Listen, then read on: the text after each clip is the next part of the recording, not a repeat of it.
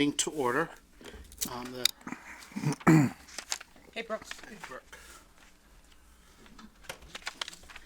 And for those that don't know, a longtime member of CPC, Jim Gallagher, died this past week.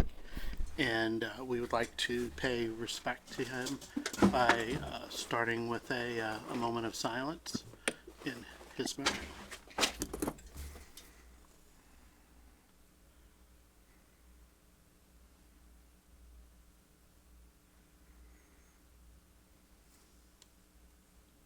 Thank you.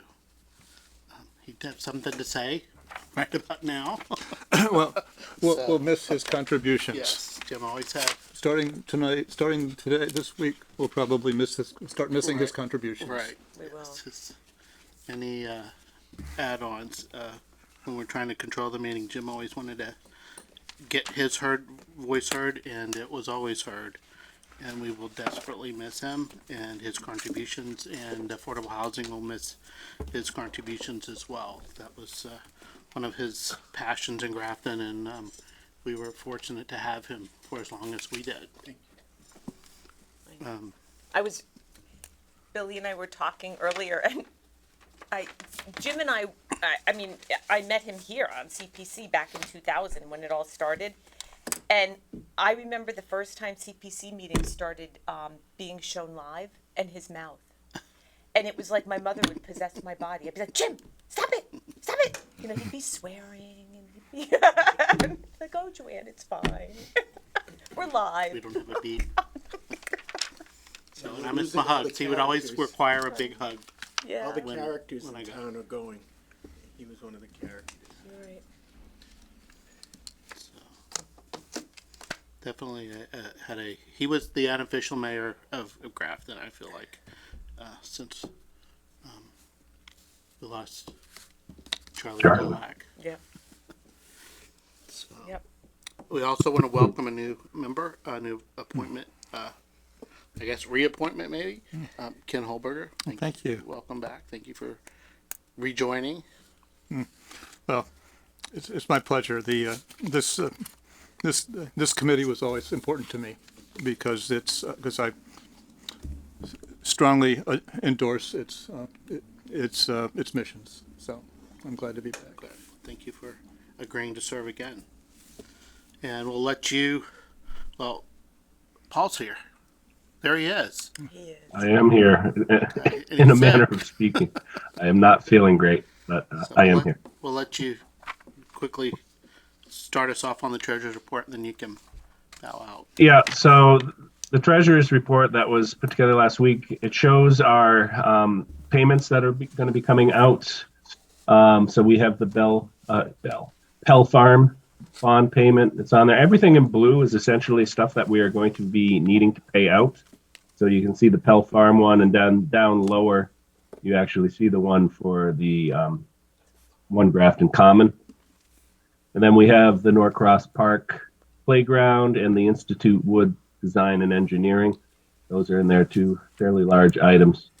So just felt that this was the time to put that together so that we can really have an idea what we have for funds as we're looking at these new requests coming in and knowing what's going out the door shortly. So. Are there any questions or comments? Do I have a motion to accept the treasurer's report? So moved. I have a motion. Do I have a second? Second. I have a motion and a second. Any discussion? Hearing none. We have to, you know what? Oh, because it's hybrid, even though I don't have to do the other, I do have to do roll call. Or did I You need to do, do roll and you call re- for attendance? I'm sorry. Okay. I should have no, it's reminded like- you. You needed to do roll call for attendance in the beginning and everything. Okay, so we'll do, got me. Because I don't have my little cheat sheet.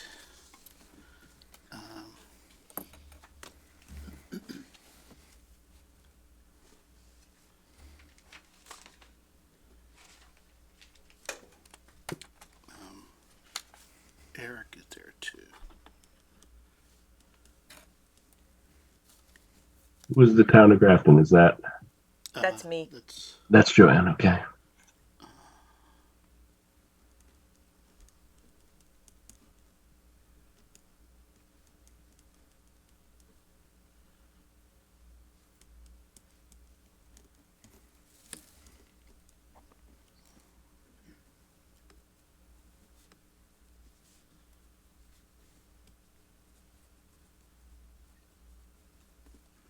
Okay, so attendance, let's back up.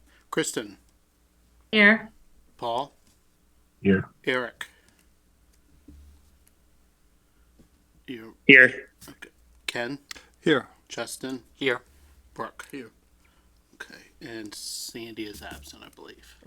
And Okay. yourself. John's present.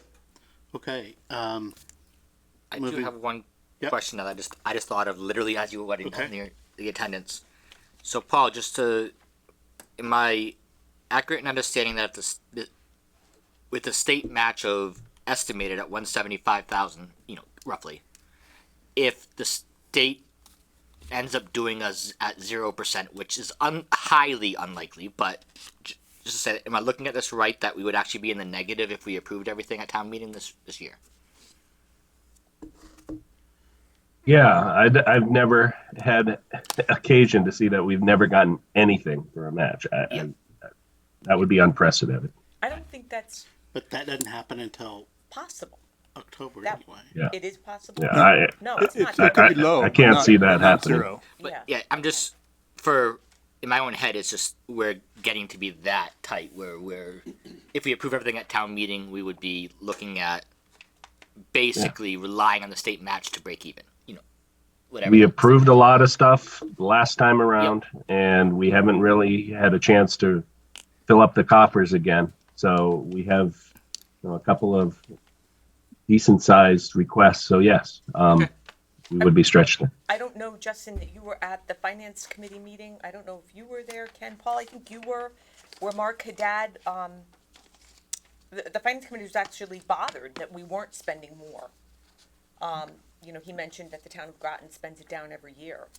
Yeah, I Yes. wasn't there for that one, but either way, I was just making sure I understood the state and not so much, Yeah. need to get into it too much on this.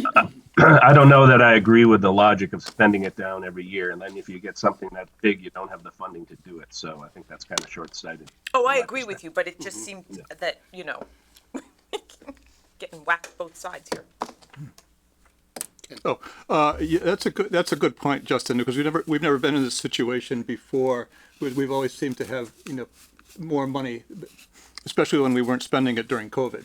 But it's a good point, and I see what you're saying, that if that would be, that account would go negative. But to speak to what Joanne says, it's never going to be zero because it's has a fixed funding source, and that's the records, and the records are not going to be zero. It'll always be something. They could be low, they are low, but they're always going to be something. But to speak to your caution, we could readily move the, well, first of all, the $75,000 isn't going to be there. It's going to be much lower. And so in that case, it would leave more than $175,000 in it, so that wouldn't happen. Okay. But it's a good thing to think about, though, is we could leave money in there particularly for that reason. Now, we don't need to leave it all in there, but some of it. So that's a good point. Okay. Yep. Right. Any other comments or questions?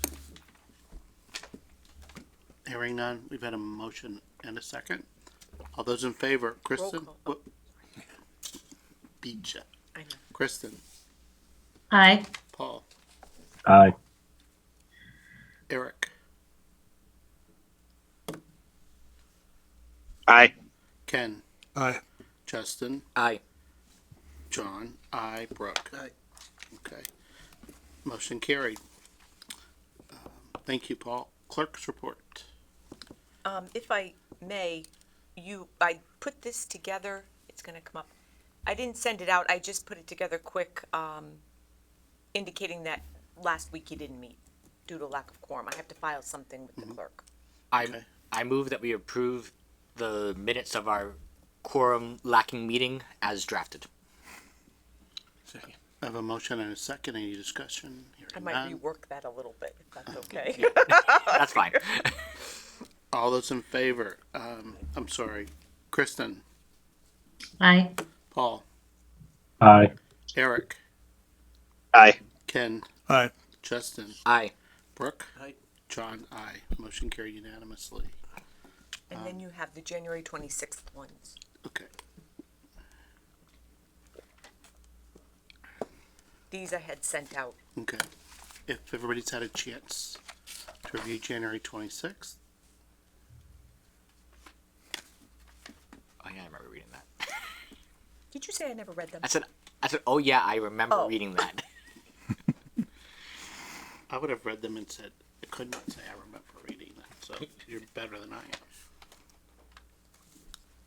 I move that we approve the minutes for January's meeting. Second. Have a motion and a second. Any discussion? Hearing none. Kristen, Aye. Paul, Aye. Eric, Aye. Ken, Abstain. Justin, Aye. Brooke. Aye. John, I. Declare the motion carried. Let's see. While you're on minutes, just real quickly, I noticed that some of our minutes from 2022 were not on the website. Did I- you hear back from Paul or Candy? Yes, it had to do with the conversion. So it's just, I resent them. it's somewhere. I mean, Are they, I had the proof that I had Right. sent them in, they had been posted, something happened in the conversion, I So they- resent them. they really didn't have them then? I don't know. So, She just, okay. she They could responded, she just said it was part of the Just conversion. resend it. Okay. They could have probably pulled them up, but we're saying it's quicker. Right. Okay. Okay. The next item are the grant proposals, and since we have one of our people here, would you like to come up, Jen?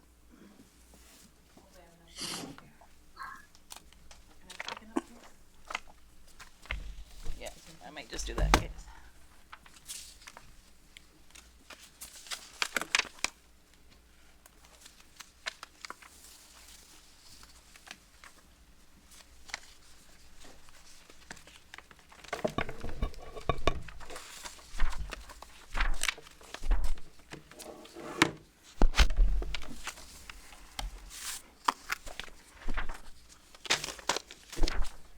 All right, I'm gonna start. Go ahead. Thank you. Hi, everybody. Jen Anderson, Recreation Director.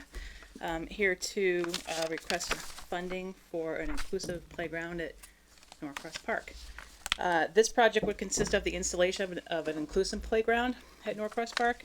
And an inclusive play space welcomes people of all abilities to play, learn, and grow together. It goes beyond minimum accessibility, and we're able to create play spaces that meet a variety of needs and interests. So the current playground is in need of replacement of the age 2 to 5 structure that was damaged in a storm in the spring of 2022. The other main structure there is for ages 5 to 12, and that's at the end of its useful life. That was installed in 2005 and 15. Pushing 20 is possible, and 4 years ago, it was noted that it was starting to show signs of decline. So we're looking at this timing as being fortuitous to improve, expand, and upgrade the play opportunities there. It's our largest and most central playground in town. And to do this at this time altogether would streamline resources to fund the design, the equipment purchase, the freight, installing all at once. So we're avoiding duplicating efforts, extending the timeline and the closure of the playground, and also increasing the cost. We've additionally been able to all of this. We meet all 6 of the CPC's general evaluation criteria. We meet multiple category-specific criteria of your open space and recreation portion, and it meets priorities of your plan goals. It meets multiple items of the open space and recreation plan goals, along with the state open space and recreation plan goals, and our town's ADA transition plan. So amenities that would be included there, we would renovate and upgrade the equipment that was there for ages 6 months to 12 years. So this would be the first place in town that would actually have equipment for ages 6 months to 24 months. And it would also offer the accessible and inclusive components. So we would have a portion of the playground that would be poured in place rubber surfacing. There's gonna be multiple standalone pieces, and so that engages everybody right at the ground, and an inclusive spinner, which I have a picture of if you'd like to see that. But there'll be seating, there'll be a shade structure. If you go there now, it's pretty exposed up there to the neighbor there because we lost the tree. I know the tree was dead, so we cut that down. So there was nothing there for shade. I've seen the pictures in the packet, but I would say it's probably good to get them onto the recording so that people that watch it after this meeting can at least see those Sure. pictures. I don't know. Yeah, I mean, so the If goal would Joanne's gonna be, do it, you know, or- we would introduce to you at this point, if there's something you would look to consider going forward for your March meeting, we would start that outreach process with people and showing, you know, what we're looking to do there and answer any questions. The entirety of the project is a little over, is pushing $398,000. We are coming with $170,000 of that, so it's almost 43% of the project. So we're requesting just shy of $228,000. And so there'll be a little maintenance, obviously, with the wood fiber side that still would be in place. But again, the lifetime of these equipment pieces are now pushing 20 years. So we'd be in a pretty good time frame for that. And then, thank you, Jan, there's some pictures right there. Excuse me, on the project cost, I see here you have in-kind work, capital budget, and a line called insurance for $60,000. Is that just like a town budget line item? No, so because that one portion of the main structure, the H2 to 5 structure, got destroyed by the tree, we were able to file see. that. Okay, And so thank we you. do have insurance money Okay, coming to the thanks. table to replace that. And that covers like a suitable replacement and installation for that portion Okay, of it. That's And then Evan was able to earmark in the capital budget as well, some funds. And then there'll be some in-kind work that DPW is able to. Could you scroll back to the, John, I don't want to interrupt Jen, but I'm going to recuse myself because I live across the street. And I don't Okay. want to get all okay. excited about I it. just have a question that probably has nothing to do with anything other than, there's a let you little know when it's piece over. of that, it looks like, Yeah, is that well, owned that's by where, the neighbor? yeah, that's where the tree that was dead was there that worked around, but now that's gone. Okay, I didn't know if that was because that's literally the property line. Yeah, I no, was just and curious so as to we haven't had an updated. if there was a And funding. same with the shade, he wasn't able to actually show add the 3D of like where the shade structure will be. I mean, I have Okay. a picture of it. It's pretty, you know, similar to what we've had in other parks, but Okay, I was just. I Yeah, thought that could yeah. be like a weird property. yep, nope, Or trivia. it's all flush there to the perimeter there. So Question? a few questions / thoughts, kind of all along the very same tight thought process. Which way's north? That 600,000 insurance. Did I hear you right? That 60,000. yeah, 60,000. Sorry, not 600,000. Wouldn't that be nice? That would, I mean, I wouldn't even be here. Sorry, Okay, so this is the 60,000 street? insurance. That basically the structure that was destroyed. If we want, in theory, that 60,000 would cover a in-kind structure replacement. Is that A similar, accurate? yeah, Yeah. exactly. And then Yes. the kind of next question is, what's the- one of these should things? this not pass at town meeting? Is the plan to replace kind of what was there already, or to hold off and try to get additional We funding? for would, this? it just, you know, Oh, we're like within a very short time gonna have to deal with the other structure. Yeah. And the idea that we could do the port in place, that affects how it's installed. And so we'd be kind of redoing what we already did. Yeah. And so, that's why I looked at this going, this is gonna happen within, you know, a year or two. And we'll just streamline it all and do it at once. I reserve for the questions, but what my just final thought on this is, with the price tag, I am a little concerned for us to for this to pass at town meeting, just because we just passed the bigger park just down the street. I'm trying to 95 North Street. yeah, thank you. I was trying to remember the terms, but so it just had some concerns over, a second thing being, a decent dollar amount that is not too far from the other one. Though this is a different, different goal. I agree with that. It makes sense to do it with, with what happened, and that mulch was always a pain to deal with there. But I I am in favor of this as I've read it so far, and I just have concerns that it may not pass, but I don't know what to do about that other than just to try to talk about its benefits.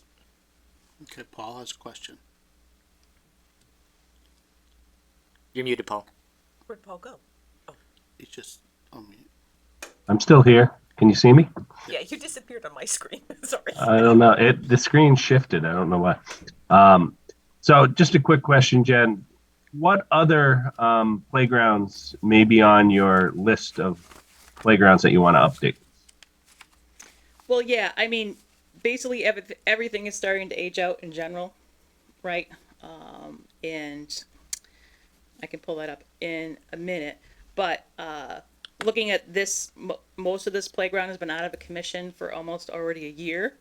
And this being, like I said, the most largest central and definitely most popular playground in town, that we would move forward with this first. We have done quite a few upgrades in our other playgrounds, replacing the aging main structures, like we did it at Perry in 2018, or 2018, Airport in 2018. But there's, we haven't got to that maybe port in place portion. And there's places we really probably can't do that at, right? All the other ones are very, very small. Airport is very, very wet. That playground was out of commission for 2 years once we ripped it out and tried to replace it because it was just too wet to install anything. And so that couldn't be a port in place playground, for example. But we're making the capital plan for everything going forward. The next one up would probably be, I had to look at my notes. We just did Perry and Airport for the most part. So like Riverview and Ferry, for example, but they've all received upgrades in general, and so nothing's immediately on the in front of us. So are you thinking the other ones will not be as high a ticket item as this one is? No, because I think, again, like if you look at the breakout of the quote, the equipment price is like $178 for everything, and that's like $60 for that one structure. So then it's but $60 for another, and then we're adding that age 6 to 24 months portion. But the port in place price is 82,000. Well, minus the discount, so 77,000. And I don't think we'd be looking at that really at too many other playgrounds. Okay, well, that's helpful. Thank you. I have a question, not so much about this project, but like Paul looking beyond this project. Mm-hmm. And I just read an article, I think it was on the Globe, how pickleball has kind of gone crazy. And Yeah. I've never played, and I don't know.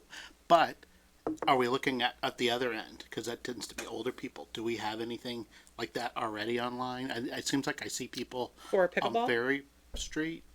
Yeah, so we actually just Already? launched this week our plan to renovate at Ferry Street. And so that will actually, right now we have 3 temporary courts, but they're overlaid with basketball, and then we have a pickleball tennis court there. We don't really want to give up the tennis court because it's Right. the only non-school court that we have in town. And so we really worked hard to keep that. And so, I mean, I can pull that up too if you want to share your screen. But so basically, we are going to repair those cracks, asphalt that, surface and recolor so that we have 4 dedicated pickleball courts, and then it'll be a shared tennis and basketball portion. Okay. And so that's going to be used with ARPA funding. There was money earmarked for pickleball for just address like the resurfacing we need to do, but we wanted to say we're not just going to keep slapping lipstick on this thing. Like, what do we need to do to make it right? And so we are ready to basically move forward with that as soon as the weather is ready for us. It's like, I really I think that's something that if we don't already have it, that's a good thing to have as well. Yeah. Yeah, we've looked at multiple other spaces in town. There might be a one-off court, but that's not what people want Right. to do. Right. We had that like just empty asphalt at Ferry many, many years ago, and we kind of put paint on that and tried to make it happen, and it's obviously grown and grown. And 4 is probably not enough, but it's more than we have Sure. now. Right. And the best place that we can do it at. Okay, great, thank you. Any other questions for Jen? Anybody on Zoom? Kristen, do you want to add anything? No, just so that everybody remembers that our goal is to get an accessible park for the kids in this town. And when the project that we proposed last time that was voted down, that was the purpose of that project. So now we're still trying to find ways to do that through our individual community parks. And like Jen said, this would be the only place that you would find that. So that's really the focus of this particular project. Okay, thank you. My brain is a little bit mush tonight, but the park that's literally down like around the corner from the Perry Street Park. Whitney? Yes, thank you. My brain is mush, but Mine is too. Some things do stick. but I remember hearing there's some work going on, like trying to do a rough design for that. I mean, at the time, Mead was looking to relocate our playground to Whitney Park. You just have to mute your. We good? There you go. Okay. At the time, a few years ago, Mead was looking to relocate the Yep. playground, and maybe do affordable housing Yes. there, and then develop that section Yep. of Whitney Park and a playground. That's changed from my understanding, and so our playground would stay, and then we've been trying to come up with a plan as what to do with that, like, abandoned section of Yep. asphalt there. And I think that he is going forward with some plan for Whitney Park. I think Joanne said maybe through ARPA funding now or something. But I don't know, but I think that's yeah. moving forward I've- on another. I've heard, something about some sort of plan to design what might go there, but I couldn't recall if, you and the recreation department had been involved in that lately, or if you anticipated any funding, at least from your end, coming to us for that park. No, In the future, no. so that's why I wasn't wanting to kind of ducks in a row. Yeah, that's not really under our, jurisdiction, Okay. really, and, yeah, so we're So is Whitney focused on- Park a park included under in your jurisdiction? Or No, not? So that's No. not. yeah, But Ferry or Perry Hill Perry is. is. Perry Hill is, okay. Yep. Okay. I mean, I would envision, let's say Roni Park, that after that group, Station Engine 2 or Yeah. whatever, after their 10 or 20 years, it would become under the Parks Department. I think then the town was responsible. Yeah. I think that Ray's intentions, at least I knew at the time, were that same thing. Like, they would manage and whatever for a certain amount of time, and then it would become under the town. And so whether that's recreation or the Parks Department, Yeah. Okay. Is Mill Village's park under your control or now it's the select board. Oh, okay. So it's like, It's very funky, and I've really looked into it a long time to try to maybe if I broach because Parks Department maintains it and they pay it under their budget to do it, but no one has control of it. Okay. The select board is the oversight, no, 'cause and like deals with that's- reservations and everything, right? Yeah. okay. Right. Lots of good questions. Any other questions? I don't think I have anything top of my head. Okay, thank you for coming. Yeah, all right, thank you. So the next meeting's the end of this month. Yeah, so you'll still do the next one in a couple weeks? So the one's Yeah. gonna be long. Okay. Okay. Sorry, was that, I'll get Brooke back. We're jumping around, yeah. So Eric, if you want to do your presentation for your grant request.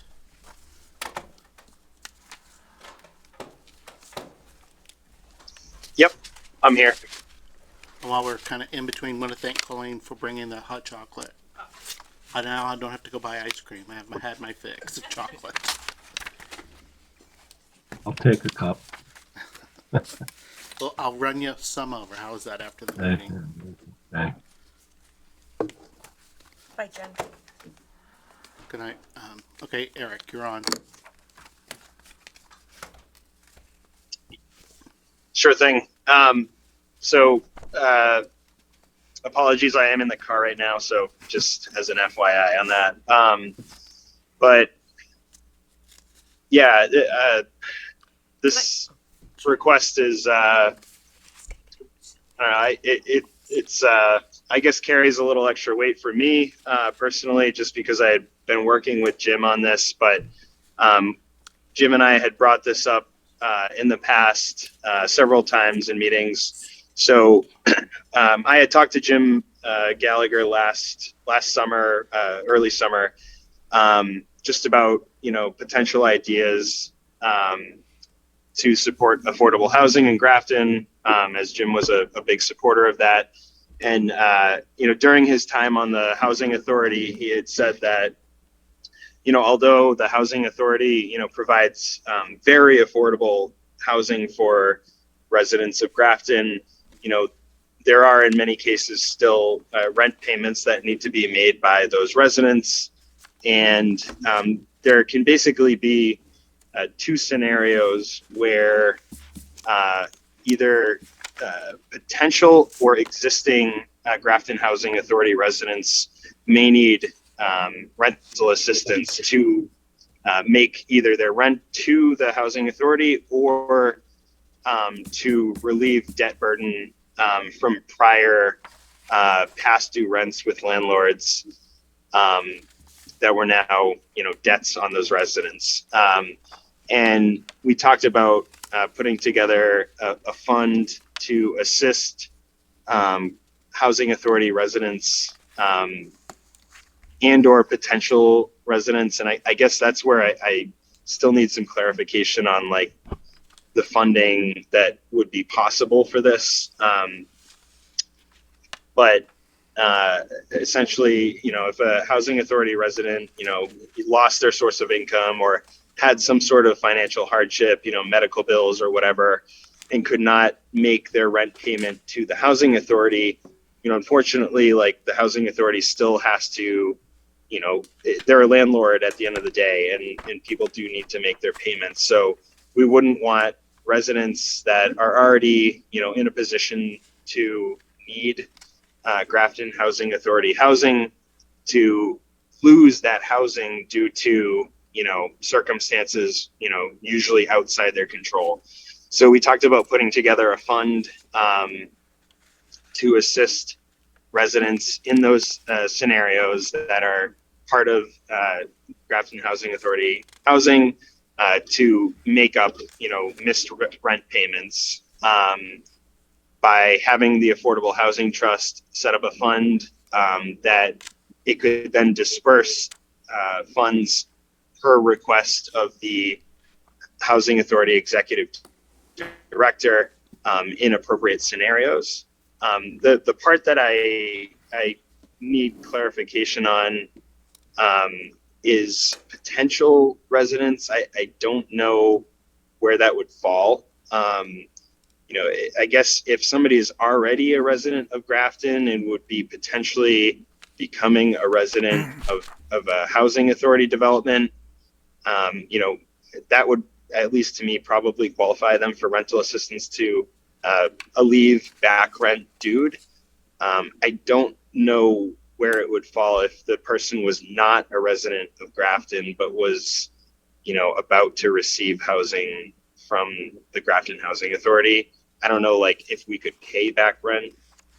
So I'll just mention that as a call out.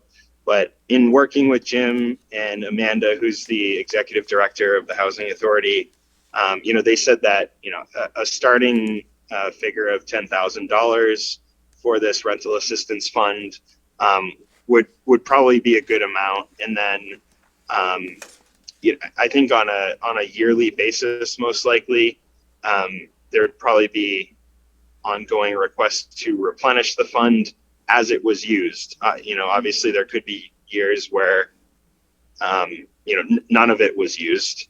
But then there may be years where certain portions of it would be. So the request is on behalf of the Affordable Housing Trust to establish a rental assistance fund for Grafton Housing Authority renters, and then potentially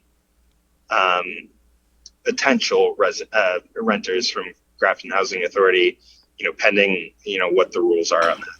So that's it at a high level. Again, I apologize I could not be there in person tonight. I would definitely have preferred that, but that's the request at a high level, and happy to answer questions. Well, I'd like to say that I think this is a really great idea. And this is, that's just it. It's a great idea. All right. So my only question, which is that, would this be like we put in $10,000 and it never sunsets, or just stays there until and if it's used, or would we be intending to have some sort of sunset regarding the allocation? Good question. We could put it like a 5 or 10 year sunset on it. Yeah, I don't feel strongly that we need a sunset, but I also don't like to see things that just sit forever. True. So Yeah, but it's a not long like the one. other one where it was a lot of money during COVID. No. That one that was. Yeah, we don't need something like that. No way. That one you kind of knew was either going to go somewhere or not go somewhere pretty quickly. This is a little bit This of is money. small enough that Yeah. next year, if they don't spend any money, which we'll get a report in Yeah. August, then we'll say, okay, we don't need to re-up you this year. Right. Yeah, I but think that- the problem with this one is going to be getting the rules of who qualifies. I mean, I think Eric's going through it already with the potential. I don't really understand the potential. Housing authority members. Also, I'm not 100% sure with the housing authority. Isn't it based on income anyway? It's a percentage. So if they lost their job, wouldn't they then have zero income? Do they still charge them rent? Eric, I don't know if you even know any of those things. I mean, I just think there's a lot of little pieces that we have to figure out. I'm not against it. Who is the final responsibility of determining whether or not this is illegal and appropriate use of CPC funds for the people that are not Grafton residents? I think that seems like that's the stick. Well, I don't even know how that would even. I mean, but that sounds like that's I what would cut the that off concern is. and get the program running and then But is maybe that- figure it out later on. Because But that is that seems the pretty. concern? That's the big concern? For me? No. No, from what I'm hearing from Eric is that was the concern, is if these people aren't Grafton residents, can this be used to pay their debt to a former landlord outside of Grafton? Well, it would be used for. Yeah, and I can give a residents little. of the housing I can give a authority. little They would be context residents. about like that scenario. So, all of this, again, like all of this information came from Jim, and I remember distinctly when I talked to him about it. He said, there are people that are technically like pending, but like they're going to be like the next people up to be approved for, a housing unit that falls under the Grafton Housing Authority, that, they could be told by the executive director, like, hey, we have people moving out in 2 months. We've been given notice. So you're going to get this, but it's not going to be until 2 months from now. And those individuals could have, back rent due, from prior landlords. And Jim had said, if we can help those people too, so that they don't, have like I don't know, like a lien against them or whatever, that would be an ideal scenario. That said, like what Brooke said, like maybe we just try to keep this simple to start, and for like edge cases, that could get figured out later. That said, I mean, I can reach out to the executive director and just kind of clarify some of these scenarios, and also clarify, I think Brooke or somebody else had mentioned it as well, like how does the back rent or how does the non-payment actually work with the housing authority? I don't know that information. I'll be honest, I thought Jim would be in the meeting with me, but it's a valid question, right? Like if it's based on income and they lose their income, shouldn't the rent payment be zero? I don't know the answer. I think one of the things that can happen is they could be on an income-based, rental plan, but if expenses come up in their life, like medical or what have you, that sap their income, they could still have, disability insurance or whatever, but something else is taking over their need to pay. In those scenarios, we would look to use this funding. So I do appreciate the rest of the committee having a little bit of patience here, just as I clarify things with the executive director of the Housing Authority. One thing you could ask that I think that would help me is how much is the average rent paid, so that it is, if it's $1,000, that's only going to help for 10 months for somebody. If it's $300, that's going to help a whole lot more people. I would think that it's going to skew more to the lower rent payment, but I want to make sure that there's enough money that one person wouldn't, if they really were in hard straits, wouldn't take up all the money. Yeah. If it's a No, that's a as good point. proposal, this is a good idea. Yeah. Again, I think it's gonna be in the details, right? Right. Your application has to say X, Y, and Z, why you need the funds. To Eric's point, if you have a medical procedure and you had to buy, or your co-pays because you have to get medicine, that's one thing. If, I don't know, you bet on the Patriots and they lost and there's your rent money, I mean, that's a different thing. I think you just have to, and maybe it isn't a different thing, maybe people think that's one and the same, but I just think you have to, we gotta look at an application, we gotta see who makes the decision and that kind of stuff. I think it's in the details, the Well, concept it would is be good. the Affordable Housing Trust administering this, would it not? Not the The So housing the- authority. housing authority? Yeah, Excuse me, I I can. Yeah. Yes, I can help the out Housing there. Authority. Yeah, I would think the housing, fine, I just think we just gotta have it spelled out, and it's a good idea, but I Yeah. think it just needs some detail. So how do we move forward on this? Do we ask for more details, or do we approve it and then, and ask for more details at the same time?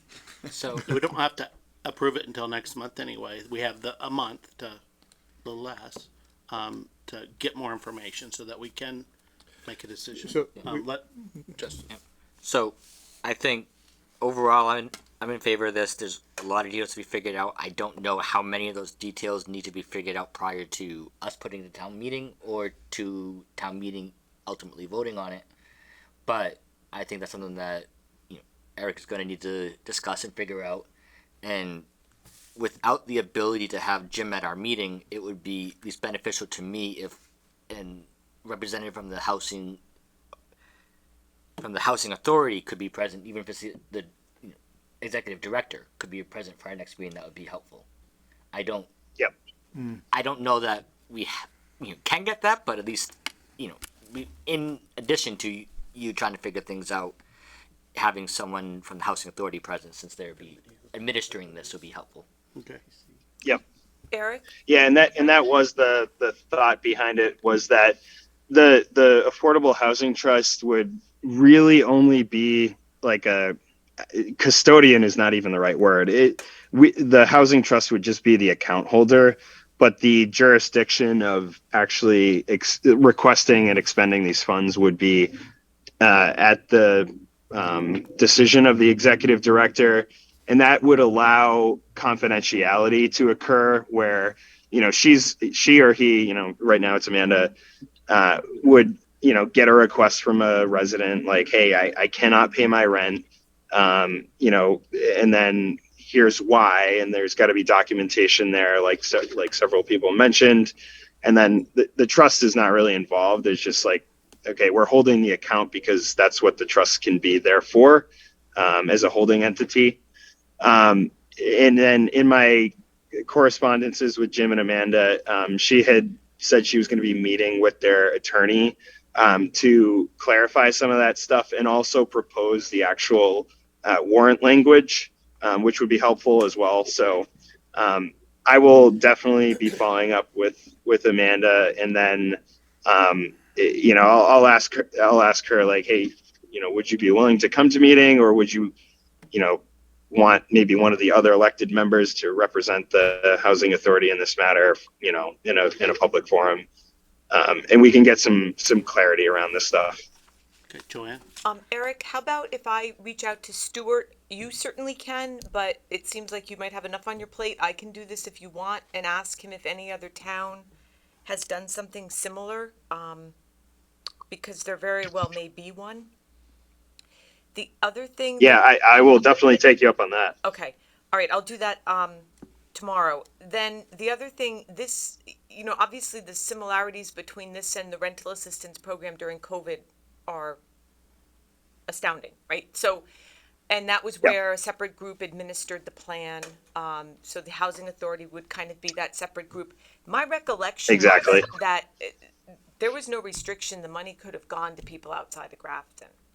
I just think that Okay. we chose not to open it up. So when Bruce, have you talked to Bruce at all about this idea?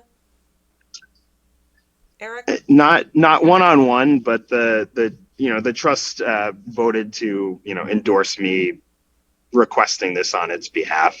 Okay. But it's kind of, like I said, it's a little bit atypical. Like the trust is kind of just the financial holding vehicle, but ultimately this is like a housing authority decision that gets made. And as you mentioned, Joanne, we talked through like, hey, who is going to administer this, because that would, in the COVID assistance model, that incurred a cost. Right. In this model, it doesn't, because the housing authority executive director is the executor of it. Right. And the only reason I asked if you've spoken to Bruce directly is because I think he was kind of the brains behind the COVID rental assistance. Yeah, the rental assistance. And so he might know some of this, the nitty gritty stuff that I think is going to parallel this. But let me get in touch with Stuart and I'll send you whatever I find out, okay? Yeah, and I don't know if you want I mean, it makes sense to have a housing authority do that, but they're administering a program that they're paying themselves. Would just be a little problematic. Yeah, that's a good point. And I also think, and I might be wrong, but everyone in the housing authority, I think, is either on disability or elderly, and I think they get paid up front. But like, you sign your benefits away to a certain amount. So I just wait to maybe something Justin brought up, somebody brought up. I mean, I'd like to know like how often this happens, because it may never, it happens once in a blue moon maybe. So Yep. we're making Yep. all these rules for something that may never, happen 3 times a year. Yeah, exactly. Okay. Any other questions or comments for Eric? Okay, thank you. Thank you for all the questions. Appreciate it. Okay. Next is going to be Ken representing Fiona. Yes, yeah. All right, well, this one I think is going to be a complicated one, unfortunately. Awesome. Is there anything you want me to pull up? Your time is now up. The spreadsheet? Wait till we get started. Okay. So this project, the Grafton, or rather the Institute Woods path, has actually quite a history. It was originally, the study was funded in the spring of 2018 for fiscal 2019. It was a study for $14,000 to scope out this path.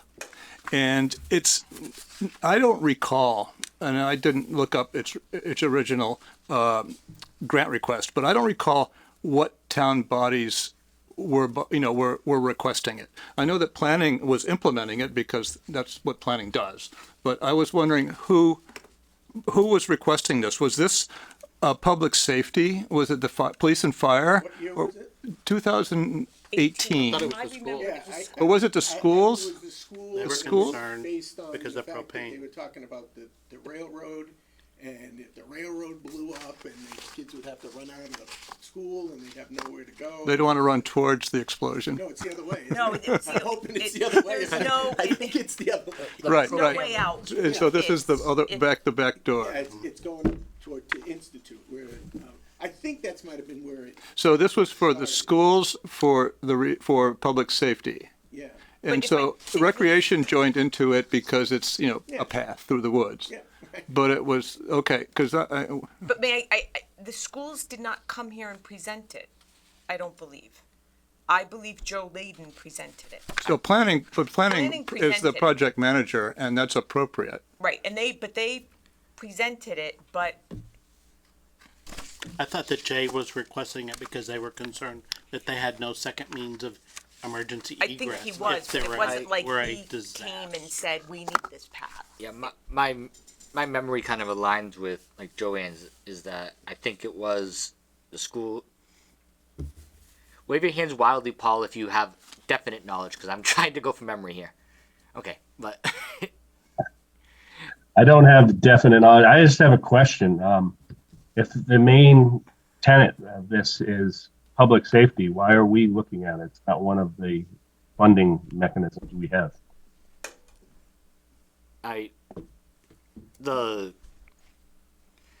My rough knowledge is that the original desire for this was because the schools had a concern with the propane going in and being stored, and the public itself had a concern with it being stored so close to a school. So the idea of having an egress that takes them away from Westboro Road, where emergency response would have to go, that road is well traveled, and away from where the propane is stored. If there is an emergency, get the kids and anyone else away.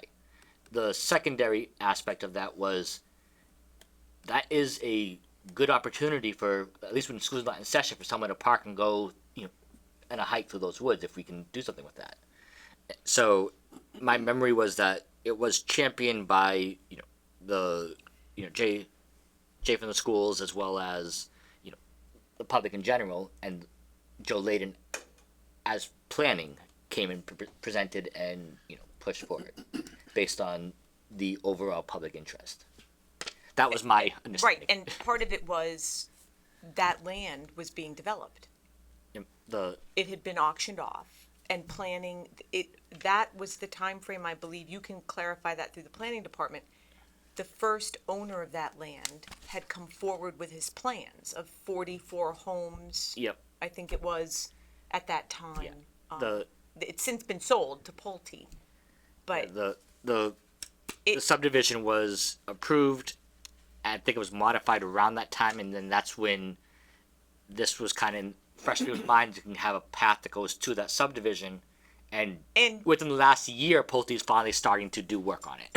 It was, but Pulte wasn't the original owner. No, it was not. Right, and it was the original owner, I remember, that Joe was working with, because I think the idea was we might be able to get the developer to pay for some of this trail. Okay, so That I'd would be like to great, move on. because in looking at those plans, that's like no recreation trail I've ever seen in this town.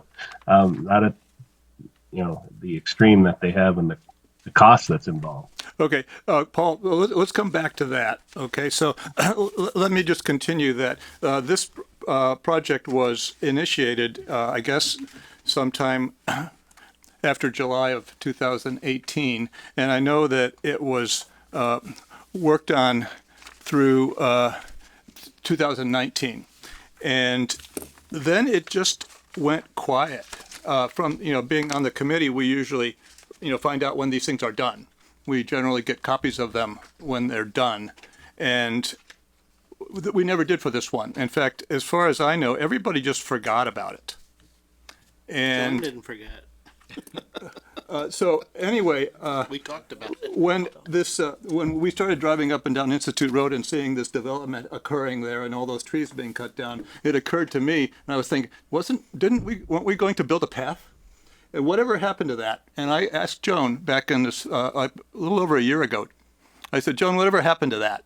And Joan started looking for it, and she couldn't find it. Well, no, I mean, the story I kept getting was, it's done, it's almost done. But this was 2022 when you were asking last year. Right, and that's what I was hearing. It said it's done.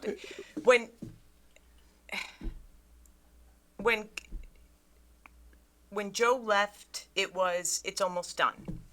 Chris came on, I talked to Chris about it, he was new, he's like, yes, I gotta look into that. And then there were just always other things. Okay, so let me just jump forward in that, at least from my point of view, all of a sudden in January of 2023 this year, a report showed up. And it was not the original report because it was dated January 12th, 2023. I could add some slight timing color to that. Yes. Is that when it was late last year, Joanne kind of mentioned to me, hey, do you know any status of this? I'm like, no. Well, we are getting a new planner sometime soon. So shortly after the planner, starts, like a few weeks after, I'll just mention it to her, see if she can look into it and get an answer. And it was like 2, maybe 3 weeks after she started that I just mentioned to her after a planning board meeting, oh, by the way, there was this, feasibility study that was being done. Supposedly it was done or almost done. Don't know if it's closed out or where the report is or anything. When you get a chance, can you look into it? Less than a week later, she got back to me saying, it is done. We need to pay the final invoice and they'll send us a report. Basically. That makes sense. So we got this report in January, and it looks like an amalgam. It has the narrative was written in January, and it recognizes that when the original was done, it was not clear whether the development would ever occur or when it would ever occur, and the trails it had contemplated went well into the development property and incurred additional expenses because of that. But so they came up with a third, it had 2 concepts in it. They came up with a third concept in January to kind of talk about, well, maybe what are we going to do, how's it look now? And they included the original designs. There's 10 pages here of conceptual design that is dated November 2019. When it was printed in 2019, in November. So it's been sitting around since then. And it shows these 2 concepts. And so, anyway, it's good that we have it now. But in looking at the report, it raises as many questions to me as it answers. And I saw that last Thursday night. And I was thinking, oh no.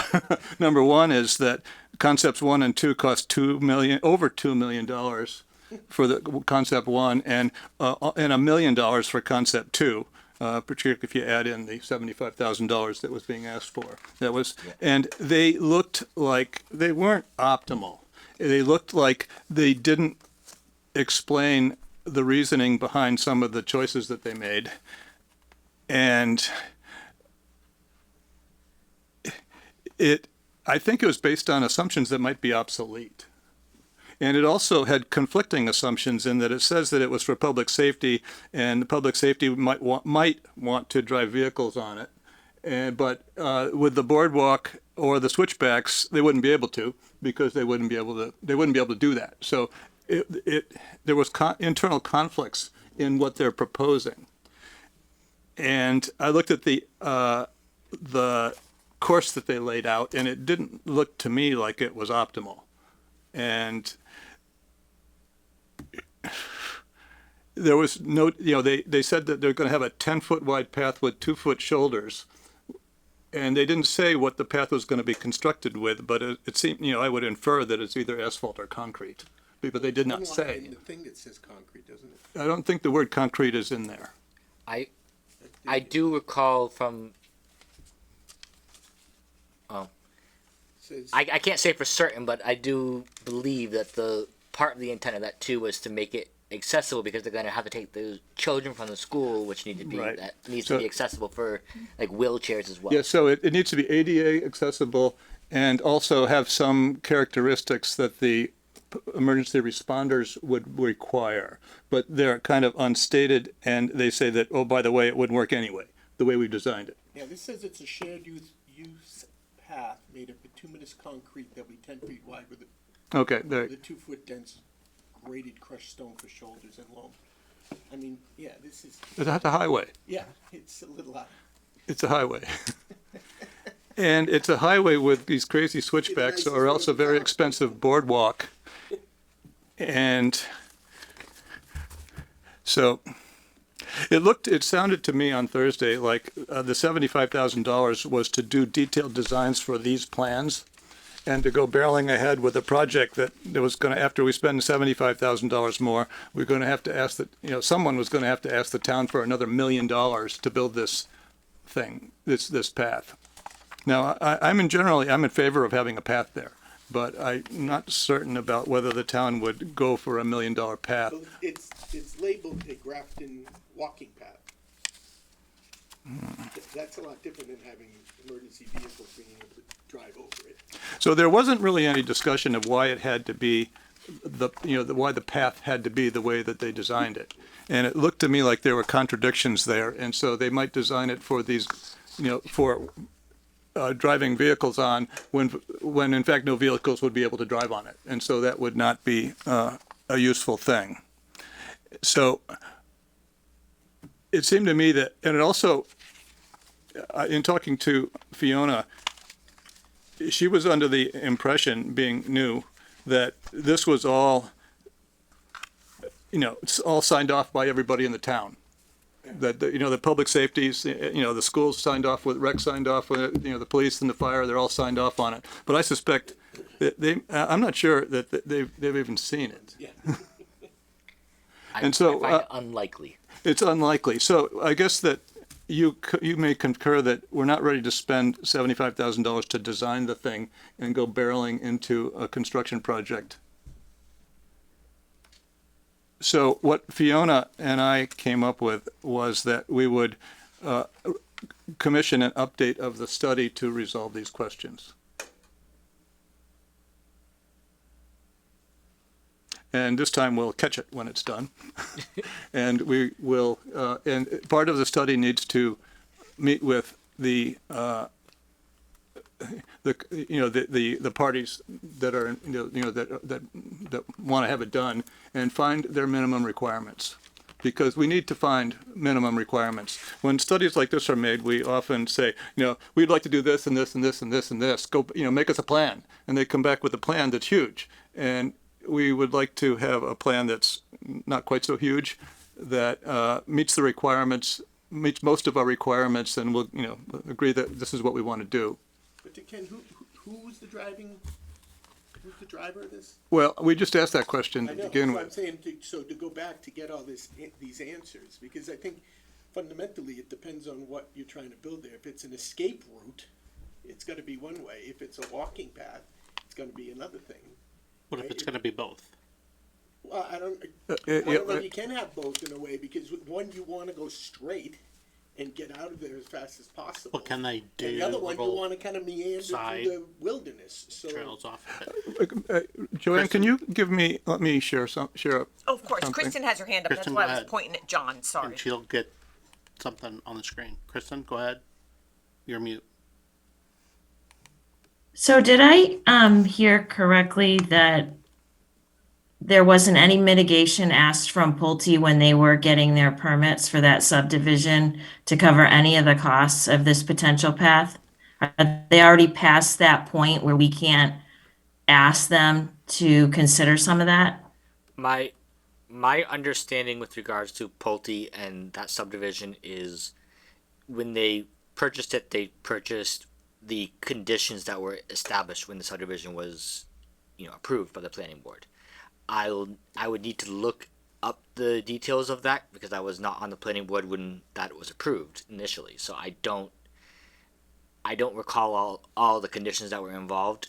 I don't believe there was any conditions that explicitly called out any sort of funding for a trail because there was nothing set in stone, so to speak, for creating a trail or doing a trail at that time.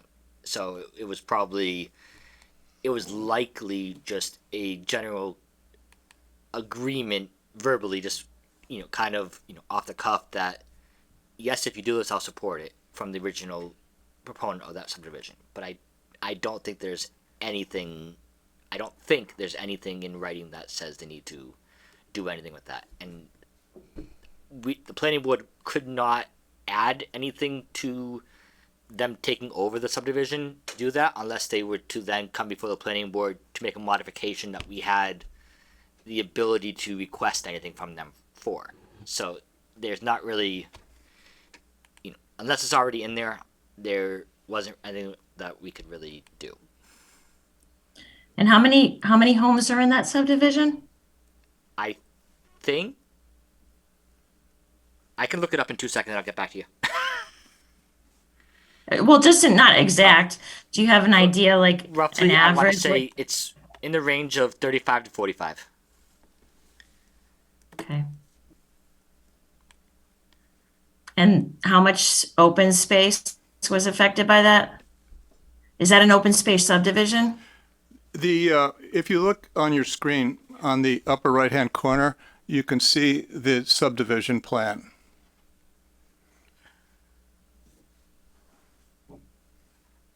And there was no like parks involved in that plan, if I remember correctly.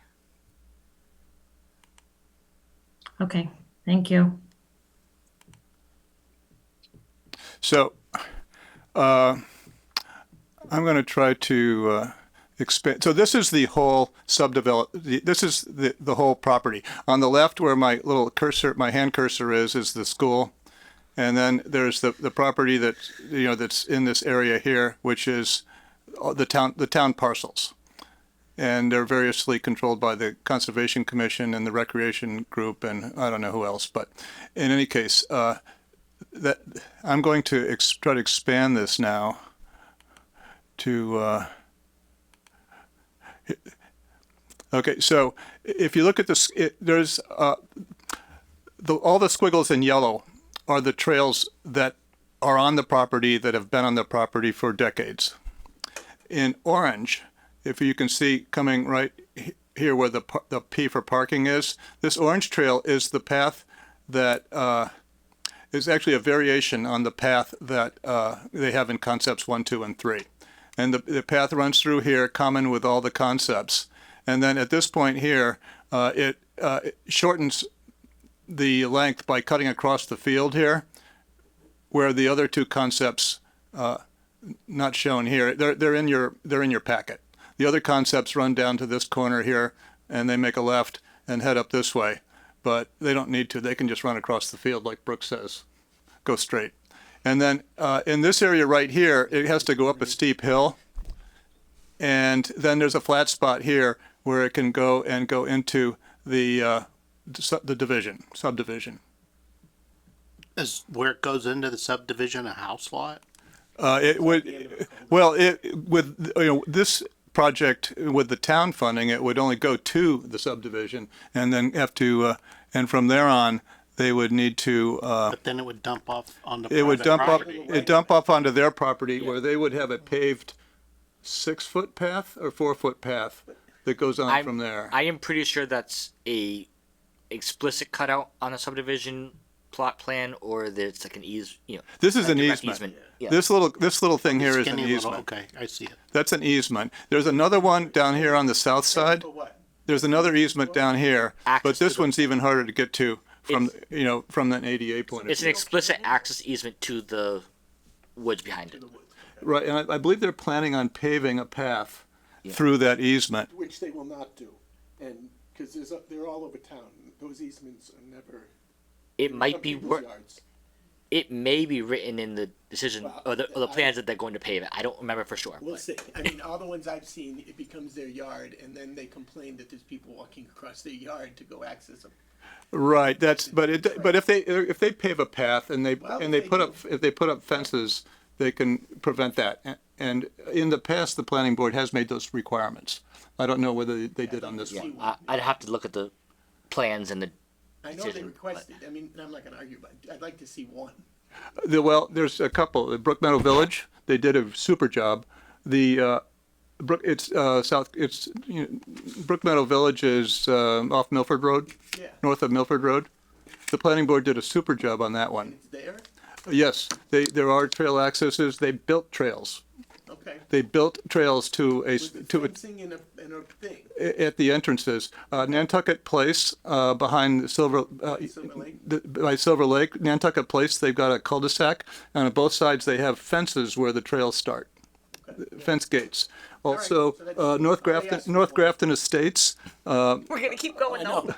They did the same thing on North Grafton I've never seen Estates. it. So the planning board's done a super job on all those projects Grafton Estates, where's that? during those periods. Yeah. Like I said, for me to know for sure on this, I have to look The ones up that I both the looked plans and the decision. Yeah. But So anyway, the town has done it before, and they're still I there. corrected that. They're still there. Okay, so anyway, I've been expanding this section right here before it goes in, and the problem that the consultants see is right where my cursor is, where these topo lines are close together. It's quite steep. It's a 30% grade right there, and it's not reasonable. And they built a bunch of switchbacks here. But what I would propose instead is that we cross we do a traverse up the slope with a bench cut, which is in the package that you don't have printouts of. Anyway, up here, and this obviates the need for the switchbacks. And so, It's a bench cut. and I'll show you what a bench cut is. Cut out the side of the hill. Yes, that's what it is. Here, let me. It's basically taking a steep slope and making it longer but less steep. Yes, exactly. I'm going to try to switch this. See if I can do it. Do I stop sharing this one I think that. and start sharing another one?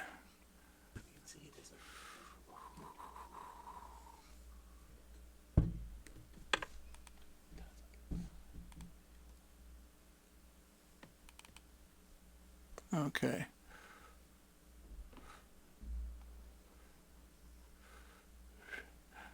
Sorry, this is taking so long. Oh, if you're just looking Okay. for me, no. All right, now wait till this comes up. Okay, this is the same kind of thing. This is called concept number 4, and it is basically changes the route through the field, and it changes the way it climbs the hill. And I'm going to try to. What is this? Oh no! I opened the wrong file? I opened a Word file, so I can't expand it very well.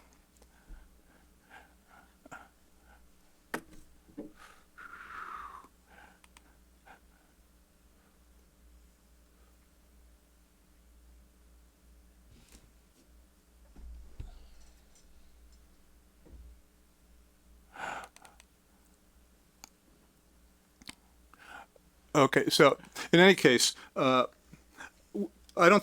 think it can be done without, without raised platform switchbacks and other routes. And so that should significantly reduce the cost. I don't know how much because they didn't itemize how they figured the costs. So I guess, so what we're doing is we're asking them to come up with a new study, an updated study that will resolve the resolve the issues, requirements between the parties that are looking for this project, the schools, the police, the fire departments, and recreation, and the affordable, and ADA. And then come up with, The plan is to make this ADA compliant. Well, it yeah, has to be. If that's the goal is an emergency exit I get for it. the I school, mean, it has to be. I understand, but when this was proposed, everyone's hair was on fire because of the the propane. Yep. Now listen, I don't think he's a good neighbor. I don't think he's a good man. But it hasn't. I don't know if there's been. It's tamped down, right? It's been there for a little while, and we haven't had any big issues. So I don't know if this was. Ask the people in East. Yeah. That's what. Getting off this. No, listen, I think he's a terrible guy. I think he's a bad thing for this town, and he's a very bad neighbor. But that being said, I don't think people are all worked up like they were when it first came in, because it's now been there a little while. So are they worked up $1 million worth? well, that's what Yeah, I guess what I was getting to. I don't, if this had come up 3 weeks into it before we had really had him running those things up and down the tracks, it might have passed. I don't know if they're gonna pay him $1 million to have a path to go out the back of that school. And maybe they will, but it just, again, I think they gotta decide whether it's a walking path, which is what that says, or it's an emergency egress. Because if it's emergency egress, it might have a better chance. Walking path for $1 million doesn't. So if we do this study, a main objective of the study will be to resolve the conflicts in the requirements. Yeah. And I will say, at least mentally for me, as someone that would like just a better connection anyway in that area, having an accessible path that allows the students of the school, even if it's not for egress, if it's used for, nature enrichment kind of a thing. Or walking to yeah, school. Yeah, or walking to school, having a accessible route that during school the kids could go out that everyone could access, or people can walk to school safer by going from a development or other areas of town near It's a there. pre-K one building. We're not Yeah. gonna, kids are not gonna be walking. Parents Well, might it's just walk. a Parents $1 billion, walk their that's kids all. all the You're- time in that you're- school. Do they? Yes, I drop my daughter off every day, and I see a lot of parents walking their kids. Even now, even in the winter. Yeah, so it's possible that if some of the requirements are reduced, and it doesn't need to be a 10-foot concrete path, there are other less expensive, more environmentally consonant ways of making a path. There's this stuff called gravel pave 2, which it has almost the same specs as concrete does, except it doesn't crack eventually, and it has an 80-year lifetime, which could be used if the requirements are reduced a little bit. And so, Yeah, I think you should look at it. I guess from my point, what you're doing is you're giving Pulte, who is also in a great, not, high on my list of players that you want to. We're giving him a big benefit. You're giving him a huge benefit, and we're going to spend hundreds of thousands of dollars so that he can sell that your kid can walk through and go to school. So, I mean. so this will it would never, be so great. what you're saying is this will never pass town. Well, I don't know. I mean, I think it's great in some sense if it was just a path to walk through. I mean, A woodland a trail. woodland trail, right? I think that is a benefit for everybody. But to spend a lot of money Colleen. to help Pulte out is not, for me anyway. I'm not high on paying for that. Colleen, do you Ken, have? can you stop screen sharing for Yes, me? Just yeah. Let me thanks, get and rid of we can that. See the I hand better. don't Thank need you. that anymore. Oh, come A on. woodland trail is also something that we could actually fund. If it's a public safety thing, I don't see how we can fund it. Hi, Colleen Roy. Last time you guys can't remember who advocated for it, so who's going to advocate for it this time? Is it the town planner? That's who's. Well, the town planner is the project manager. The advocator would be the schools or public safety or recreation. We have to. But you don't know yet. And I don't know. We don't know who that is. But the town planner is the project manager for it. That's their role. So, I just kind of in my own head here.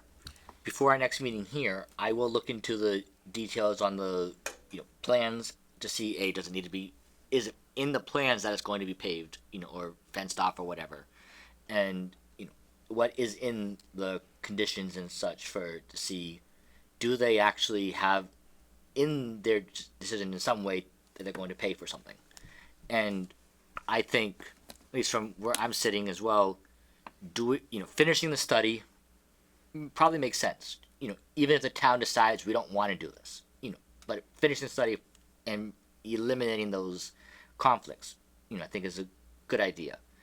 And when it does come time to evaluate, do we want to do this? Nothing stops the town or whoever is going to be putting it forward from going to Pulte. We want to put this forward to the town. Can you offer some in-kind money if this is approved? Let's say, 200,000, whatever. And it's a benefit for your properties and for your residents and your sale, because not only is that connected to this development that we're talking about, but closer to Westboro Road is another Pulte multi-unit parcel that is they haven't started any construction on those yet, but they started to clear a little bit, I believe, but that is expected to have a walking trail from that other parcel to that same cul-de-sac that is on your picture. So that is going to have, it's a shorter connection for those two parcels, but the idea that they'll have multiple avenues for having this be a benefit to them.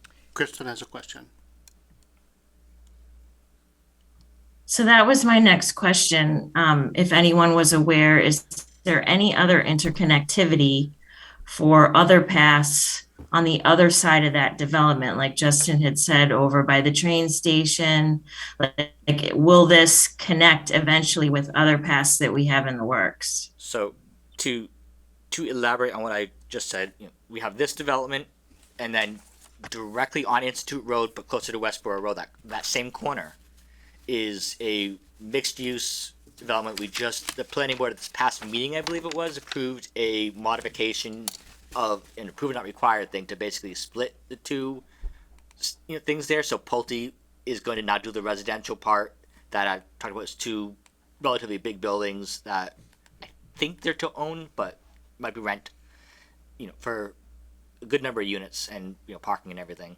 And then closer to the Westboro Road, there's going to be two buildings that are ground floor commercial, upper floors are intended to be residential in some way, of 3-story buildings that are close to Westboro Road. And then I know opposite Institute, there's a parcel that is in some aspects of being designed and developed right now. It's not before planning board yet, but I'm assuming there'll be something coming to us for that. Right on Westboro Road across from Institute. To the without going across Westboro Road, but across from Institute. And then, we have the developments going in on, near the train station. So there is, in theory, a lot of opportunity for connectivity in that area. Yeah, but some of that's going to be across Route 30. Yeah, exactly. That's opportunity doesn't mean that there'll be efficiency, but the two that Pulte own are right there at the corner, Right. and that that has a good opportunity to at least give access to a lot of residents in that area, as well as possibly convincing Pulte to help fund it. Can I say one thing? When we talk about who advocated for it the first time, my recollection really is the town planner advocated for it.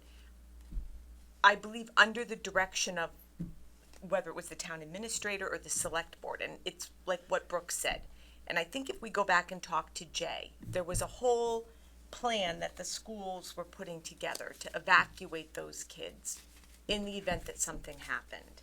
And I believe that this was part of that plan. And I believe that Joe was tasked, if I remember correctly, with figuring out how you make that happen to get those kids from there into Institute. Because I can remember joking, like, oh, they'll just all be in my front yard having cookies and milk. I believe we had an advocate, and I believe it was in Joe Layden, and I believe that's where we lost it, was when he left. That was where everything kind of fell off. Okay, and anyway, time has gone by since then, so we do need to decide again whether the town Right. needs to decide again whether it wants to do it. I agree. me ask you- The one thing I want to ask, though, I'm sorry, because I'm just confused. She brought to you a grant proposal To build it. to build it. So that grant proposal has now changed to, To update the study. And Thank how you. much is the Okay, ask? For the ask is 18,500. which is more than the initial. More than the initial. They originally, when the idea of updating it was posed to them, they said $25,000. People that But just then did it I is not gonna reminded get it well, I didn't. I explained to Fiona that the first one for all this work with all these diagrams was only 14,000, and she went back to them and they came down. We have a schedule of what that $18,000 is made up of, and I have it right there if you want to see it on And the this is screen. from the same group of people that From the same group that did did it a the hit first and a time. miss on the first one. Yeah, I mean, a huge miss. yeah. I mean, did they really think someone was going to build a $2 million pathway? The $75,000 plan was to get going on it, and to do a lot of detailed design surveys and and getting it ready to bid. The $75,000 would have made it bid ready for a project that the town's not sure it wants. Yeah. So I if don't know that this is ready to even go out for a second attempt at. Justin proposed something that feasibility. might be that might answer that question. You just proposed for next meeting. Oh yes, I'm going to definitely be looking into the details on what that's the conditions and the plan for Pulte, so we know at least that side of it on what is. But in terms of Yeah, advocacy, I want to hear what Jay has to say. I want to hear what the police chief has to say. Yep. I want to hear what the fire chief has to say. Those are the people that are big stakeholders.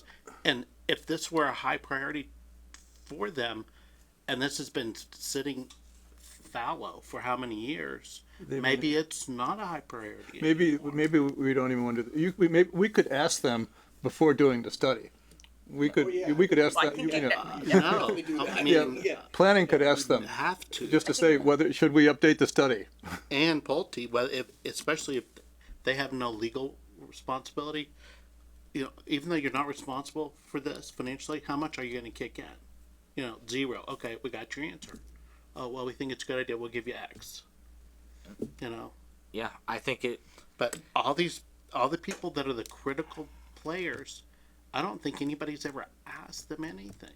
So, yeah, I think. And why are we spending more money, good money after bad, Well, I think it bad was a money good after idea good? when everything was hitting the fan. It People was, were worried, and like, that's- what are we gonna do? But What then are we it- gonna do? Oh, let's walk went out this nowhere. way. So And my- then it Well, I kinda still died think down. it's a good idea, but I want to hear what the people that matter in terms of their We all manage. expertise. So, I think. So kind of where I'm sitting right now, and Even the I selectmen, suspect what the Ken selectmen might have to say. agree with me on this point. Is I think prior to our next meeting, when we would have to vote to bring this to town meeting as is, I'll find out the details on on what Pulte is right now and is expected for. We can. I'll try to do that within the next week, for sure on Pulte, and then we can have Fiona ask Pulte in some way. Would you contribute to even the study and potentially down the road? Could you commit 1,000, 5,000, whatever to helping us fund the study, the extension of the study, and she can share the details we have already if she wants, and then we Ask for Yeah. all of it. That's how you start. Whoever's advocating for the project do it, not CPC? Right. This is So, not our but project. what I'm Yes. I don't I think I really this is I said this before. I'm sorry, Colleen. The planning department was the one advocating for this, under the direction of someone. But planning's not one of the four of our four missions. But that when I think back, it was like they were the ones though who everybody came to. It was everybody had these concerns, and the planning department was tasked with overseeing this study. I believe it was probably coming out of the TA's office.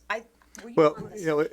it might have been good, but everybody forgot it very quickly. Everybody did, Well, but that's that's why rather than going out and doing another plan, get people in a room, call a meeting. So maybe that's something that Fiona could do before we decide to put another $18,000 that was into gonna be this. where I was going with it too. Maybe Is she that, should that just find out Fiona who wants to be the can lead check with and let them do it. Evan and no one's gonna be the lead on possibly this. fire, police, Jay, Cummings, no one's gonna just be to the lead find on out this. do they feel this is a strong want, need, whatever. That would be why. worth And this why. Provide kind of them money. with the report that says you're looking at $1 million project as written, Yep. as It's like a provided to us in January. That's not what anybody expected. Okay. Right. All right. Okay. So that's what you're gonna do in the next 3 Yeah, weeks. I'll look into the Pulte stuff. short one. I'll No, it's mention to fine. Fiona. I'll include Ken in the emails, and we can figure out from there as well. Okay. Because we meet in 3 weeks, right? So that's it. 23rd, March 23rd. Oh my God, Okay, you were. moving on. The warrant articles for Springtown meeting. Yes.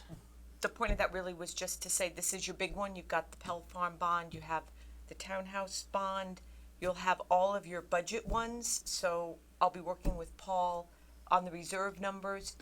He has those in the treasurer's report. Yep. By the way, they are not. They need to be confirmed with the Right. with the accountant. But I bet that's probably it. Just like always, I know. Okay. And then, you'll transfer the affordable housing reserve. I did send a note to Eric. Is Eric still on? I think he left. That, we need a report from the Affordable Housing Trust about any CPA funds they've expended from the trust. That has to go into the DOR database.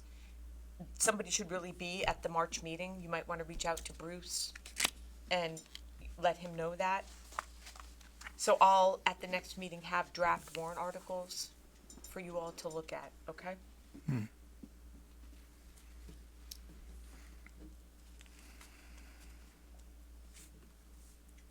Okay, let's see, take 30. Ken, can you stop screen sharing? Excuse me? Can you stop screen sharing? Yes. I gotta share something. Yep. Thank you. Anyway, so we don't care what that, what that $18,000 is made up of yet. Well, we care, but we don't need to discuss it tonight.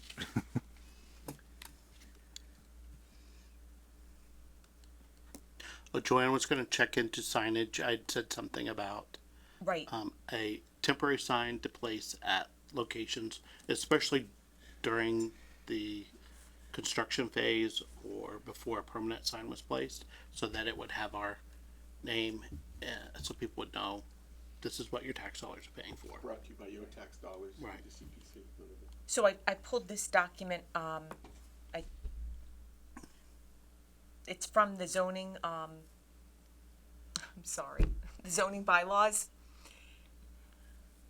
I believe that under the exceptions, number 2, you have the exception that you need. Right. I I spoke with Bob and he said yes. okay. That was what I was gonna There you say. go. Because my first conversation with him was we probably wanted to do a bylaw amendment. Yeah. To say, basically to talk about CPC signs. And then I said to him, well, if we're gonna do that, we're gonna do it with the Affordable Housing Trust and we're gonna talk about projects in process using town funds. And then if they're building something or funding something, they can have a sign up. And then I went back and I was looking at this again this morning and I'm like, I don't understand why we're just not exempt under that one. Because, Yeah, my only question was going to be is my initial thought was that it needed to be a parcel that was owned by by the town of Grafton, or and then at that point, then erecting it would exempt it. But if Bob has said that's fine, then I'm going to go with his opinion because he has lived this day in and day out. so what you're saying is when you get further into the bylaw and it talks about the different zoned areas, Well, the exception then may not, I mean, this is, it looks clear by looking at the picture for what you're saying. But like I said, if Bob Berger has said that yes, this is fine, then great. By the town. he did but- to me on the phone yeah. this morning. He's the Yeah. enforcement officer. Yeah, So- he's the He can't enforcement enforce officer. anything, so That's why move I'm on, saying. move on. Okay. Yeah. So Ask we're and good. answer. Let's go. So at this point, I had that quote, but they were kind of flimsy signs. Right. So I can go back and ask for a quote. What are you looking for? Like, What I call an old fashioned for sale sign for a house, Okay. that's a metal sign with a metal frame that you bang into the ground so that it doesn't fall apart within 2 weeks Okay. or blow over. That sounds ugly. Well, not designed ugly. okay. I'll get back to my contact. I mean, Taste- You're subjective. You're Tastefully gonna use the designed. sign over and over and over, right? Right. Yeah. Right. I mean, I did the basic. We want it to go election for your sign. project this year and for Justin's project next year. And then yeah. it may be 6 years at speed up, we'll get it repainted or redone. You probably, yeah. But so that You're it's, gonna use it, so it's get a nice substantial, sign so that- that it doesn't blow decent away or sign. blow over. How many or do you think you're gonna want? 10? 5? 2. just, 2? I don't think How we many need, projects go on at the same time? You've that got, are right now, being you've built? got Lions, you've got Cisco, That are being- all the parks. I would say 5 is my mental You max. got- I mean, Cisco's been going on. I think for it's also a function of how much they cost. years. Well, see, that's why I was How long asking you how gonna many. leave them You know, how much if they make 5, how much if they make 10? Okay. Is it $2 more per? Then that makes sense. If it's the same price for each. $2 more Subsequent per may not make sense at 10 if it's $100,000 a sign. I'm throwing a It giant won't number be. out there for the example. But then But the How other, long has Cisco been being done? total, I Years. want to say at least Years. 10. Years. 10 years, right. So are you gonna leave that sign up for 10 years? I don't know, you're the committee. Well, I guess that's a question. Is I that- I mean, they is that- certainly I can be lean toward- rotated. I But thought also- this was like you're doing something and it's a sign and then Right. eventually it's gonna be replaced by a permanent sign. Right. Right. Is there a permanent sign gonna go No, up at Cisco? I don't know. I don't know. She said yes. She said Well, there there would should be be in the one. museum. Yeah. So that one should have a permanent sign by now. What's still not finished, so they're not at that point yet. Okay. Well, I guess that's the extreme example. I guess I just envision 4 of these decent signs you're gonna move for the next 10 years. And it doesn't have to be at the Projects. same one all the time. It's like, let's say if we had 5, then we move them around, we share them with different sites, so Right. people don't get visual burnout of, they just. I'll have ask a for lot 5 over and it. then I'll say what happens Yeah, if if go we higher. need to- Okay. Yeah. And you have That to think sounds about good. storage. I'll look into that. Underneath the stage. No, I think all that one We is thought done. maybe your garage. Job description. Do we? We haven't talked about that. I don't think the job's been posted. Has there ever been Has a it been job description posted, for you this? know? Technically, Well, Colleen, do you know if it's, who hires you? I have not seen it. The select okay. board. Okay, so what, I will follow back up with Evan. Have you I've asked not Evan about it? He didn't heard. even respond. so yeah, my mental position on this as a member of this committee is, if the select board is doing the hiring, they're technically responsible with, along with Evan, for the job description, and I think we should just, I don't even think we need a vote, but we should, kind of have John work with Evan, or to just kind of make sure the job description is what we think we need, or Joanne, or I'm not sure and I think that was my question, is what's the process for this? Did you, Because, you reached out to Evan? yeah, but I think, when we did this initially, we did this on our own. Yeah. We didn't work through anybody, we just did our own thing. So I don't know if that's the process still. I would say probably not. So we need to find out what that process is and then move forward from there. Okay. You do that. I'm glad Jim would be right here supporting me. You would support me, supporting you to go do that. He'd tell you to can't. He would. And not such a graceful term. This is about when he'd start swearing. There was a very minor bylaw change to the CPC bylaw that Joanne sent that out. I don't know if everybody saw it. It is housekeeping. It has really no impact on the committee at all. do we want to take a formal vote to send this a response back that we can let Joanne draft and send with your approval? They probably would appreciate that. We have No concerns with their we've reviewed it and find that it's acceptable to the committee. So moved. Okay. Of a motion, do I have a second? So moved. And a second, any discussion? Hearing none. Here's a vote. Kristen, Aye. Paul, all aye. I think Eric's gone. Ken, Yes. Justin, Aye. John, I, Brooke, I. Okay. There we go. And you'll send, I don't even know who's in charge of that. Dave Robbins. Dave Robbins. Dave, okay. You could send that to Dave, thank you. And then project updates, We lost Eric, so no affordable no housing. affordable housing. Town records, any update, Paul? Any new projects? No, I haven't heard anything more, Okay, and I was away, and so I'll have an update for the next meeting. okay. Usually, like, we get a bill, that would be kind of our update, so we haven't had a bill, Yeah, so. yeah, I haven't seen any. Historic gravestones, I did reach out to Richard, I need to reach out again to him. Yeah, I don't know if he's out of. he told me this commission. past weekend that he got your email. Yeah. I didn't know he didn't reply to you, but he basically told me that he basically purged everything he had Okay, because when he was going through house stuff, he just was like, I don't need this anymore. okay, So I don't. so we're back to square one, Yeah. 0. okay. I just want the record to show that I went through with Brooke the projects that would require a sign, and he just said, that is a lot. I feel a little validation here. 1, 2, 3, We all 4, like to 5, hear, 6, I was 7, right. 8, 9. Nine, which is closer to 10 than 5. But yeah, I think if you go through these, some of these probably should have a permanent sign. They Even though will. They're not totally finished, but Sorry, I got us off track. I'm sorry. I don't have a I got a gavel to little gavel happy you there. down. Weights and measures, Just skip graphic. I think, Grafton Common Restoration, Paul?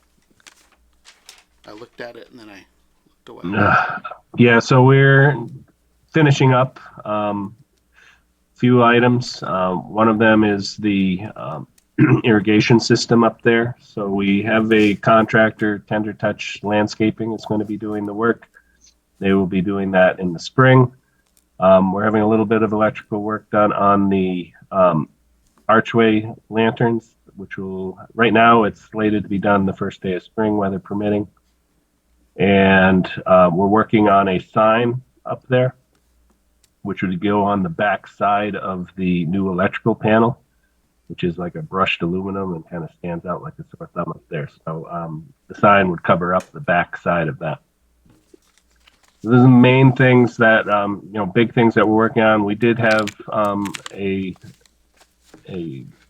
accessibility advocate contact the town with concerns about a lack of a railing to get not on the new elevated walkway, but the main entrance. So I'm working with Neil Dixon. The committee is working with Neil Dixon to put together a request for a variance that.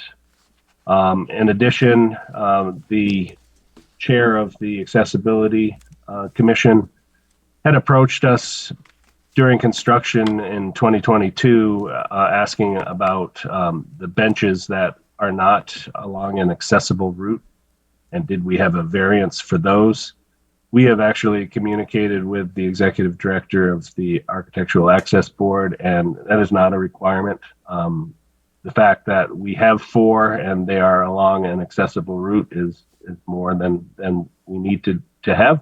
So the other ones that are situated around the common have been there historically for years, and were never along a historical route. And if we had to, that would be a pretty excessive cost, and it would change the whole character of the common by having to create additional walkways to go around there. So it would either be the removal of those or doing all of that. But the executive director of the AAB said that is not a requirement, so we're good on that. So it's really just this railway. Tell I'm sick. The railing going into the main entrance of the bandstand. And then there's also a transition piece that's needed where the elevated walkway meets the bandstand. So we'll get those done in the spring. And there's a few small items that the contractor needs to finish up on. A little fill that's needed by the front of the bandstand and a couple other items. So our plan is that the whole project will be done in the spring, and we'll be able to have some kind of a ribbon cutting. I know the dog mayor wants to participate. So yeah, we look forward to that. The one thing that may hold it open a little bit longer is, getting the variance from the AAB. That may take a little bit longer, but that won't prevent us from using the common fully. So Paul, the fact that you're going for a variance, it means it's not up to code? It doesn't meet code, right? The code requires a railing. Code actually requires a railing that goes on both sides, and actually, because it's as wide as it is, one in the middle.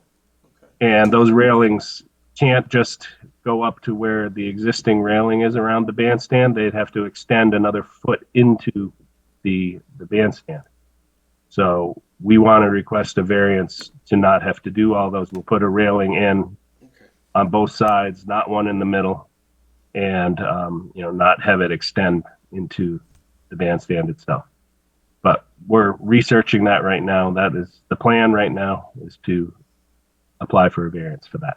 It was approved. That would be the only variance that we would. Everything was to code, and we found out by this gentleman that it is not.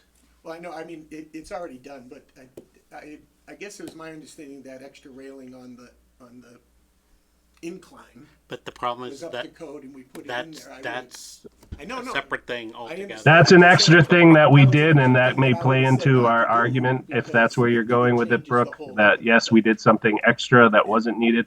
That was never meant to be a handrail. Right. It was really meant, if in the event that somebody tripped and fell, that they wouldn't fall off the side. And that's something Jim had Which, when you look at it, it's so wide that that's pretty unlikely. But we had enough people raising that concern in town that we wanted to do that. The bandstand. Yeah. Without the handrails. I get it, it's two different things, that's why I asked me if it was the code, the other thing wasn't to code, it was because somebody wanted it, it's not how you do things, you do it to the code, you're not because somebody wants something. But that's totally separate. Paul, when you're doing that, the water, whatever it's called there, the Irrigation. The irrigation, Well, they're two backflow? different things. The The back, backflow, yeah, that the backflow. backflow's done. so, did we ever find the fountain? The fountain used to be at the fire station, then nobody could find it. There was talk about putting the fountain where that backflow was going to be. The fountain is stored in the highway barn. It's just stored away right now. I don't know if it's still We there. never had a plan to attach it and have it be a working No. fountain. No. We had talked about potentially using it in the area of the backflow preventer to help, kind of take away from any detriment to the visual aspect of that backflow preventer. But it actually is very low profile. It really doesn't stand out. It came out far different than what we thought it was going to. The hatchway is really not noticeable at all. But we could still do something with that. Our one concern is there are some sharp edges on that, pointy, sharp edges on that fountain. Yeah. And so it's somewhat of a safety hazard in a park like that. So that's probably the biggest thing that's held us back. But it isn't something that we totally have off our radar. Okay. You put a little fence around it, a little metal something. I mean, like Plymouth that's Rock. where it was in that area. If they fixed it all up, and it's now sat in a building for 15 years, you should do something Yeah. with it. No, it would be nice to have out where people could see it and enjoy it. Okay. Weights and measures, they're here to stay in the municipal center. Nice sign too. Are we- isn't it?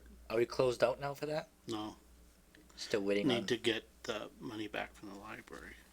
What's the progress on that? What's the holdup? I don't know. We didn't talk about it at the meeting on Monday, so Okay.